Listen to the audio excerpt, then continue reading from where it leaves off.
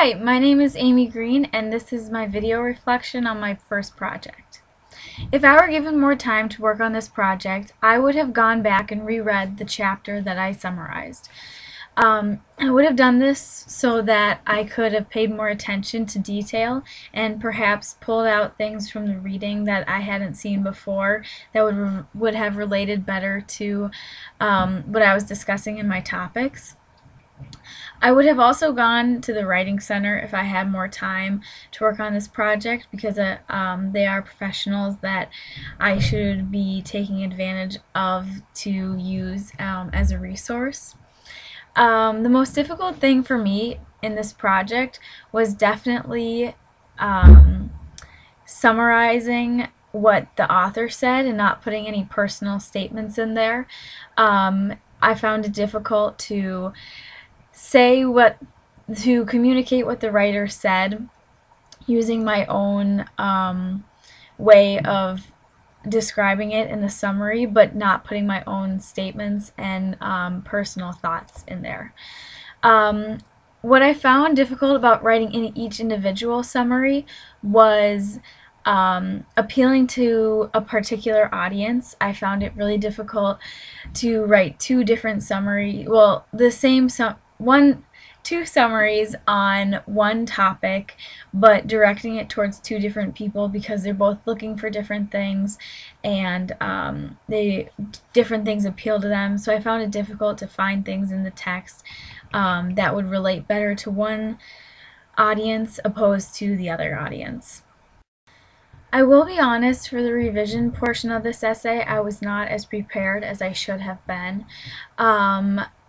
I did use I did get help from my roommate. She helped me revise her summary. She's also in English 110 right now and is working on summaries, and she had a lot of valuable feedback to give to me.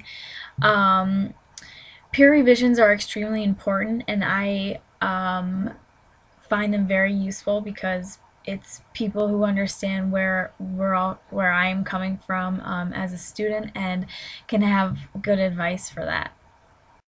The overall feedback that I got from my peers was that that my summaries were good and that they didn't have a lot of listing, that it flowed well and portrayed the personal side of what Bilton talks about at times, opposed to just stating facts. They said that I was good with relating to the reader. I did have a one-on-one conference with you, Dr. Nestor, about my essay. I found it extremely helpful. I thought that you gave me really good advice of ways to reword things and ways to go about grammatical wise and for rephrasing and making things flow and come together as a summary instead of just choppy lists of information.